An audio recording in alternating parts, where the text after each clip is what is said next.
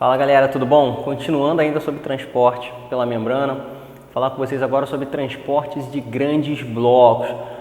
Moléculas muito grandes ou compostos muito grandes que não conseguem entrar por aqueles mecanismos de transporte pela membrana que a gente viu agora há pouco. Então, quando eu falo de um transporte de um grande bloco, eu tenho que já localizar dois tipos. Aquele transporte que se dá para dentro da célula e aquele transporte que se dá para fora da célula. Quando eu falo de um grande bloco que está sendo transportado para dentro da célula, estou falando de um processo de endocitose, né? A ação de trazer para dentro da célula. E aí, essa endocitose, dependendo da característica física daquilo que está sendo transportado, eu vou poder dividir em dois tipos de endocitose. A fagocitose, quando o que está sendo transportado é sólido, e a pinocitose, quando o que está sendo transportado é líquido, quando o bloco ele é líquido ou viscoso. Então, quando a gente fala na fagocitose, esse processo de trazer para dentro da célula vai se dar através do englobamento.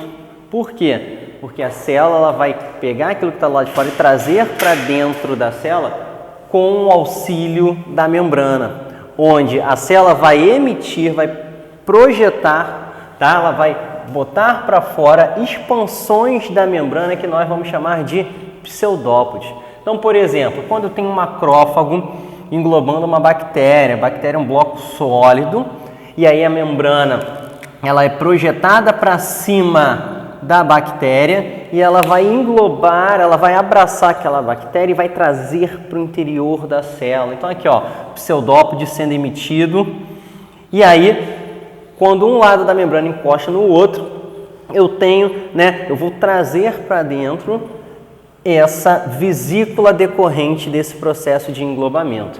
A vesícula decorrente de uma fagocitose a gente chama de fagossomo. Então tá aqui a vesícula, aqui dentro tá o que foi englobado, então aqui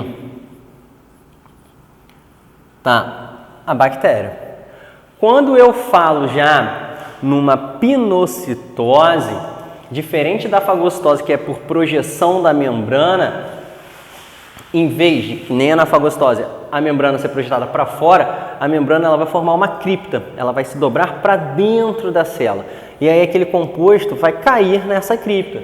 Então, por exemplo, uma gotícula de um líquido, por exemplo, posso pegar aqui uma gotícula de gordura e aqui começo da invaginação, a invaginação aumentando até também formar uma vesícula, só que essa vesícula é uma vesícula decorrente de uma pinocitose, eu tenho um pinossomo, e aqui está o composto que foi endocitado pela célula. Do mesmo jeito que eu tenho a endocitose, que é o ato de trazer para dentro da célula, eu vou ter o oposto, a exocitose, né? Onde eu tenho uma vesícula e essa vesícula vai ser encaminhada à membrana e vai se fundir com a membrana.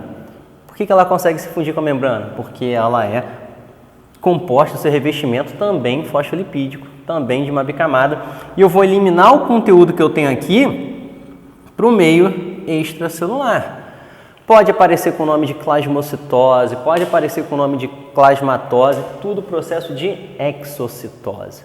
E aí, para finalizar, uma observação muito importante que a gente vai ver bastante quando estiver falando em tecidos, em histologia, quando eu falar de tecido epitelial, especializações da membrana. Por exemplo, as ônulas de oclusão, que vão ser proteínas que vão garantir, que vão preencher o espaço entre uma célula A e uma célula B.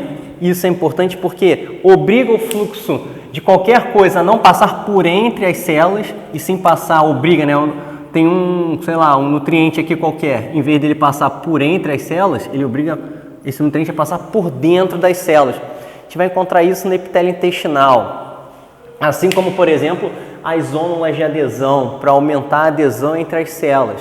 Mas mais importante do que essa, eu tenho o desmossomo, que são proteínas que vão sair, vão atravessar a membrana de uma célula, vão atravessar a membrana de outra, como se fossem âncoras, para deixar essas células extremamente unidas. Ó. É uma adesão muito resistente, uma especialização que confere alta resistência. Vou encontrar pra caramba isso daqui no tecido epitelial também. A gente vai ver lá nas células justapostas. Tenho a junção comunicante.